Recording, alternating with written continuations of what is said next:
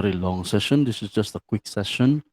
Um, I will only be demonstrating again another encryption program, but this time our target is not just any text file, but any file whatsoever. That means including video files, image files, PDF files, whatever files, and also, of course, text files if you want. But this time we are not going to look at the contents as text, because again, this is for any sort of files, whatever files you can think of. I don't know if this particular program that I'm going to make will be able to actually uh, do encryption on very large files. I haven't tried it before. I haven't tried it yet, but maybe um, we'll see. We'll try to encrypt a 1 hour video. Okay ra ba? And of course, since this is a very simple program, you will not see uh, things like progress bar, wala progress bar kung dugay sa mag-encrypt. But again, the files that I've tried in the past using encrypting using this program are document files, Excel files, picture maybe. Oh, kasuway pag yun og kanang dagko nga video files. So we'll see. Right, so here we are again. I'll be using again NetBeans for this example. So let me create a new project. I'll still be doing simple Java application. I'll just call this file encryptor. Okay. And di ko mag-create a main class. So, by the way, okay na ba mo guys? Ready na ba mo? Na ba'y nag-record diha? Kasi nag-record. Okay, Ed. Okay. So, let's click on finish here. And, hala, loading lagi na ako ako delete eh. Para rin makita. Okay. So, let's open this up and create a new JFrame form. And just call this mainframe and put it inside of a package and finish. All right, so what we have here is simply a una. I'll have a label that should say file encryption software. Change the font a little bit to something bigger, maybe 24. Okay. Then we'll have a button. This button will be our gateway towards our file system. So we'll have choose file.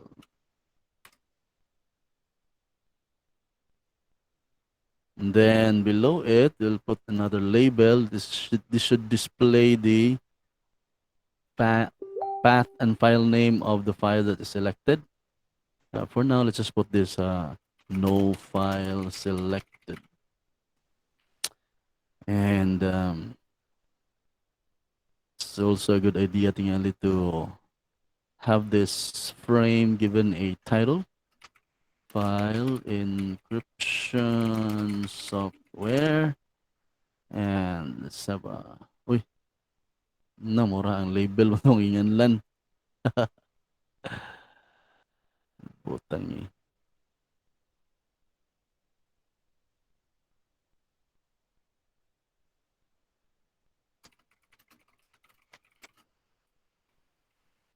All right, code, generate resize code, and generate center. Okay. Next is, of course, we'll have our buttons. This will be for encrypt. And we'll have another button for decrypt.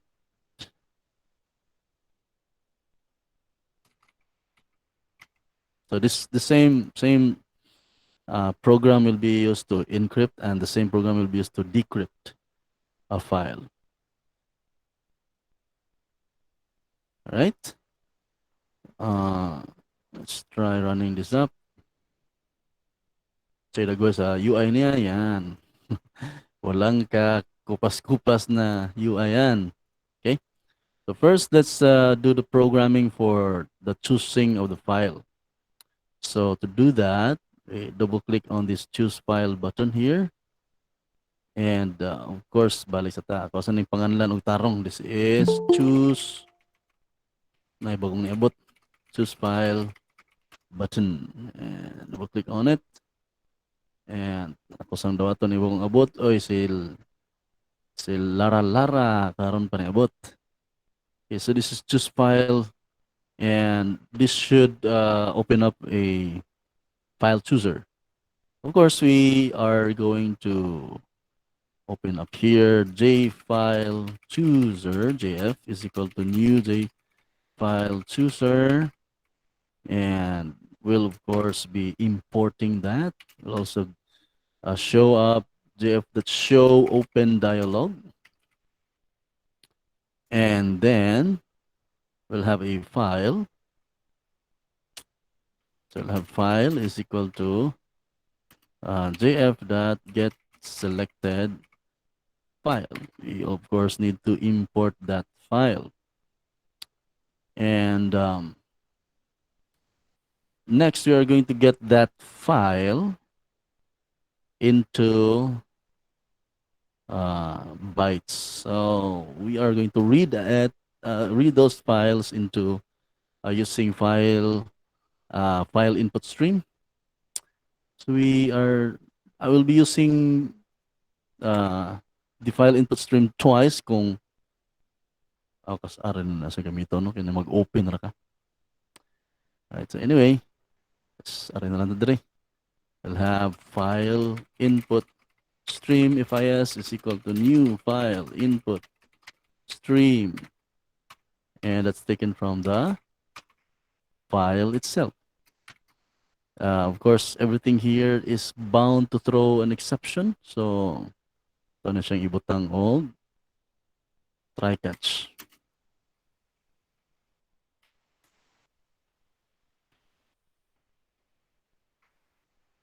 Igo rin punta mag-print stock trace. Tinapulan lang sa takaron. Anyway, our lesson is about encryption, man. So we get our file here, and now we can read that file. FIS dot read all bytes.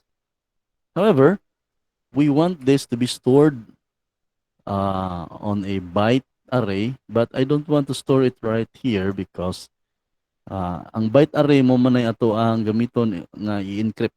Mo ato i-encrypt later on. So it is going to be accessed by another method, which is the method when we click on the encrypt or the decrypt button. So to do this, we are going to store our byte array as a global variable. So let's have private byte array. We'll just call this the data. So we assign that here. That data is equal to all the bytes. Okay, so yeah. Also, katong na ay label na to. Just rename this to file name label, so that we can also change that after selecting the file. You can say file name label that set text, and that is taken from the file that get absolute path. Get absolute file. Kada gue lang get absolute file. Yeah, so may error ni. Baling anong file path ra lagi. Absolute path. All right. So what we have is when we click on the choose button, this one, it's going to create a zip file chooser and show it as an open dialog. And whatever file we selected will be assigned to this file variable here. And based on that file, we can now display the file name and the path of that file name on the label. And then next is we are going to read on that file. So we need to use file input stream to get taken from that file. And from the file input stream, we can now read all the bytes into that. It spits out a byte array. And that byte array is stored in the data variable, which is declared globally. Okay? So that's ana na sa kutob diha. Open na to file. Next is, so when we open a file, gibasa na to ang file, ikuha na to ang bytes and stored into our data. So now we can either decrypt or encrypt it. Okay, so when we encrypt, it will click here. We now have our encrypt code right around this corner. So, para kuan, largo lang tag so na to natin yung try catch daan. Okay. So we already have a byte array. All right? We already have a byte array. What we will need to create now is, of course, the key and the cipher, and then call upon the do final from the cipher, just exactly like what we did in the text. But this time, the byte array is coming from, of course, a actual file, not just a text file, but any other file. All right. So we'll first need to decide on sa may ato ang key string, because we have to use the same key string when we encrypt as well as when we decrypt. Otherwise, dili makadimao ang imuhang decryption after sa encryption kung lahi-lahi ang imong key. So we'll just store a string key string. And remember that the key has to be 16 characters, because that's the block size that is needed by our algorithm. So what we can do is let's just have so kung saan characters lang 1, 2, 3, 4, 5, 6, 7, 8, 9, 10, 11, 12, 13, 14, 15, 6, ayay. 6, ano ba to? Murumag na buwasot ang TL. Ang TL kamot. 1, 2, 3, 4, 5, 6, 7, 8, 9, 10, 11, 12, 13, 14, 15, 16. Now, lapas lagi gusto. Okay, there you go. And then from there, we can create our key. We'll have a key. By the way, the key, murag di automatic o kining ni ay import ni NetBeans for some reason. So ako na lang import diri manually. The key is of course taken from, so we say import java.security.key. Oops.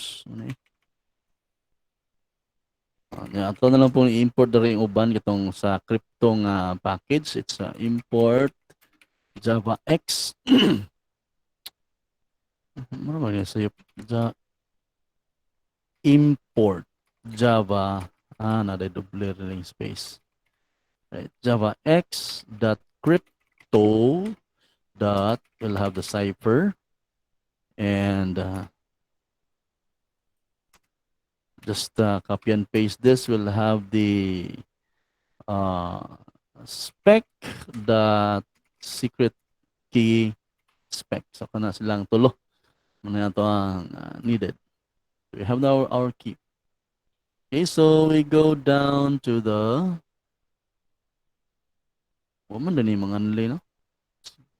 It should be renamed encrypt button. So may gina kanipod decrypt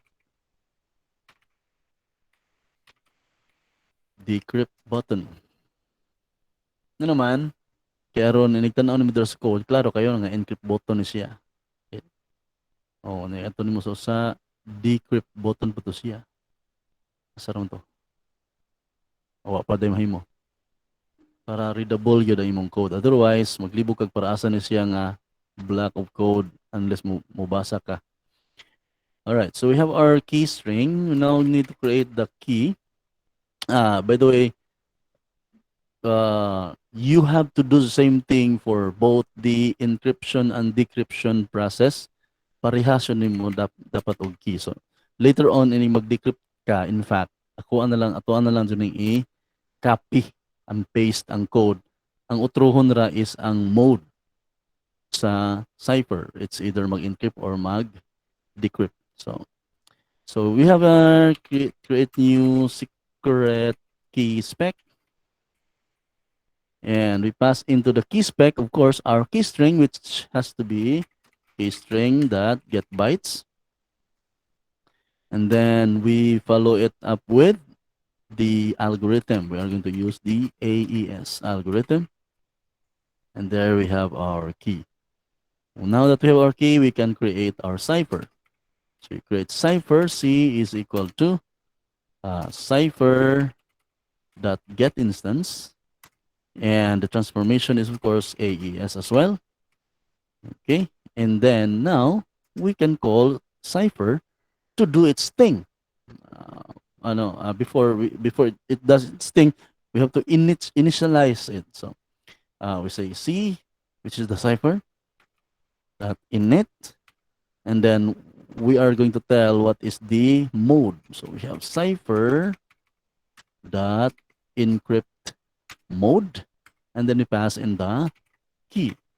Ang key nga atong create. And now we are going to do the encryption thingy. The encryption thingy kuno. So we'll have now C dot do final, which is the method, and then unsa may atong encrypt ag ato ang data, di ba? Ang atong data when we open up the file, gibasa na to as file input stream, na gibasa na to as all bytes, gi-store na to sa this.data mo. Kana siya may atong encrypt. So we pass it here, this dot data. Of course, this is going to result into another byte array. Okay? So we'll call this byte array as encoded. Okay? Next is we are going to assign that same thing encoded. Ipuli na nato dito sa tong data, di ba? Ang data na to was gikan sa file. Gikan sa file, we use a stream, gibasa na to ang mga bytes. Gi-store na to into that data. And now, ang atong data, which is this, gi-encrypt, gi-store na to aning encoded. Now that we have our encoded, which is the encrypted data, we replace that now with our existing data, which is this data is equal to encoded. Next that we need to do here is nanate encrypted data, which is kining encoded. Nya ato na gani pong gipuli sa atong actual data. So ang atong actual data after this line is already the encrypted data na. Next we need to do is save this into the file. Katong file na to atong pulihan to tong file nga sakto with this new data or kaniba because pareha man na sila. But the idea is we are now going to output this data into our file. Okay? And ang problema di ay kay ang file na to naramanday kutob dere. We should be declaring this file outside. So let's correct this. We have here private file. And instead of creating a file here, we'll just say this.file. So there we go. May lang ang correction. Ang nitabo lang, gikuha na to ang file sa gawas kaya aron ma-access po sa lain. Kaya ito ang pulihan later on. That's why here, inig ka encrypt ang atong gi-open nga file, dili man to encrypted, ato na siyang ilisan aning bag-o nga file nga data nga encrypted na. So this time, we are now going to call upon the power of the file output stream na pod. Ganihan, nagbasa man tayo using file input stream, karon mag-read na po tayo using file output stream. So, file output stream, FOS, is equal to new file output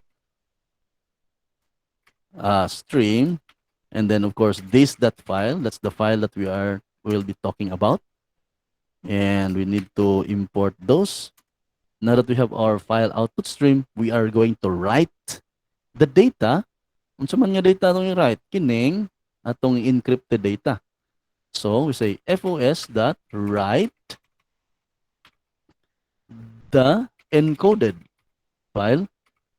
And then after that, para ma-finalize, we say FOS dot close. Close na to ang file output stream. So we are able to write into the file and close it to finalize and finally save it. By the way, now not I remember nag-close man ta dre, what nakalimot ko og close sa ato ang dara sa atong file input stream. Nga gibasa after nato gibasa ato ni i-close. File input stream dot close. Okay. So we have our encrypt. Excited mo ko ato ning tilawan na dayon. Okay? Let's try and run this ngita sa tag atong encrypt basig matigok ni ako ang kuan. So we'll open up an image. We'll save an image file. So mangita tag image ni Alvin. Ano ba? Alvin Orcolio ni nga image ha? Be, kaila pa ni. Kaila ni Alvin Orcolio nga di siya. Kanilang na J Orcolio. Ya wag na. Save this file, save as. Yan, ito na ito ibutang sa EEO. Mismo. Index.jpg. Okay, we'll just use that. So, let's choose a file. Go up. Look for index.jpg. This one. Okay. By the way, mag-apply na lang po ta o daan og kanang na ay file explorer para makita natin tong file na to dere asa na to si index kana siya. Okay, let's double click on that. Yan, kita na to siya nga nagngisi. So now we select that and open it up so we can see here our path and we click encrypt. Wala man lang po kanang kuan kanang na ay sana feedback. Bad software design siya. But anyway, we did that. Let's see what happens. And we click on this index.jpg. And now, wala na kayo makita. Because it's already encrypted. Tagboton sa basa. Hindi na sa kabasa. Okay? Pero wala pa tayo decrypt. And also, let's go back. And after ta nag-encrypt, dapat, after gi-close, magpahibaw po nga, uy, na-encrypt na. So we say J option pane, let's show message dialog. Okay. We'll have this. The root pin is this, and the message is encryption finished. We'll have title of encrypted, and message type is J option pane that information message. There you go. Okay, so let's proceed with the decrypt. And again, as I've said earlier, ato na kopyahon. Ang ilisan na doon nato na ikinirang mode. Same thing happens to everything else. So copy this. And then inside of a decrypt, we'll double click on it. And now we are inside of this method, decrypt button action performed. And we'll just paste that in. Okay. And then instead of encrypt mode, we say decrypt mode. Everything else, the key should be the same. So the creation of the cipher will be based on that same key, which is here. And then we get our byte from the this.data byte, which is the one that we uh, either the one that we replaced when we encrypted it or the one that we put there when we opened the file. Okay, so same thing. And then when we output on the same file. So ang gitro ra gyud ang mode ra gyud. Let's try running this again, and now let's open up the same file. Let's index.jpg, and this time we click on decrypt. Nana siya kuan pero wa pa man rin to ma-update ang message niya. Encryption finished lang gyapon biskay decryption finished. So let's try and opening up that file again. And there we go. Makita na pod siya. One last thing to do is see decrypt. This is the decrypt button. This should be decryption finished. And this should be decrypted. Okay? So, ano to? Let's try na lang encrypting a large file. I think I have here a movie. Okay, I'll do the Ice Road. Okay, di kayo nahuman ako tanawan eh. It's 2 gig. Wow, let's see. Choose file. We'll open up. Lentrix there. The Ice Road is inside of here. This is the MP4. Click on open. Dugay sa nagbasa oh. See? Load siya, load. Mailhan man kayo, og nahuman na kayo, magawas man ni siya, mailisan man ng no file selected. Mo lagi ni, this is the part niya na unta tay. Sana, progress bar. Ala. Because remember, when we open up the file, here, when we open up the file, we have this file, we grab the selected file into that file there, and then supposedly we change the text, and then we read, and this particular thing, you read all the bytes of a 2 gig data. Mo siguro ng pamuman. Oh yan, nagawas na. Okay, there you go. Nagawas na. Murag mo to hint na to nga nahuman na no. May siguro ani kung nahuman after ta nag-close mo ingon ta diri og file is ready. Diri. Okay? But let's see. Nanatay file, let's do encrypt. Also, the encryption is going to take a while also. 2 gig yun eh. Naman ka? At least this one, when we have our code, ug mahuman na siya, na masulti ni siya nga, ito, encryption finished. But for the open, putangan po siguro nato ni.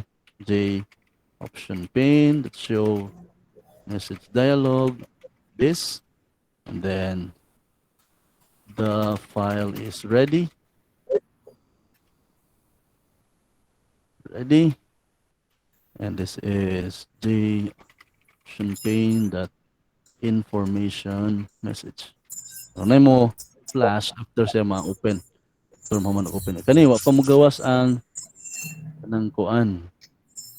Kanang ay message niya na human na siya encrypt. Oh, dugay kayo no lamit og napat tayo lagi no kanang na ay progress bar. But that's a little bit more complicated because by that we need to have a separate thread that is going to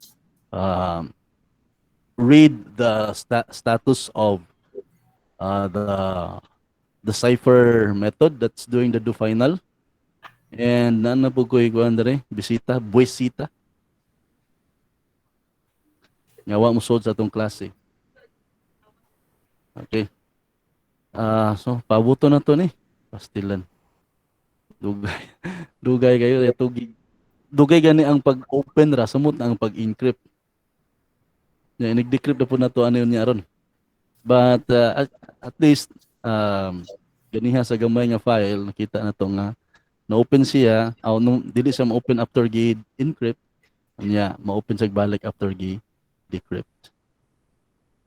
While we are waiting, na ba mo questions da guys? kuhaan ka ng put up again the code. Oh, ayaw pagdabog diha. Andre,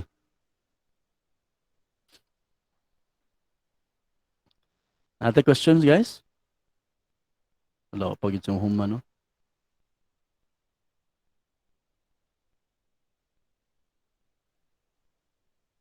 But anyway, uh, that's it for this session. I've just demonstrated to you to write a program for encrypting files na nga dili lang kay text file ra. Uh, Earlier we had encrypted a photograph of somebody, which I have no idea. Okay. Do you have any question? Samukan.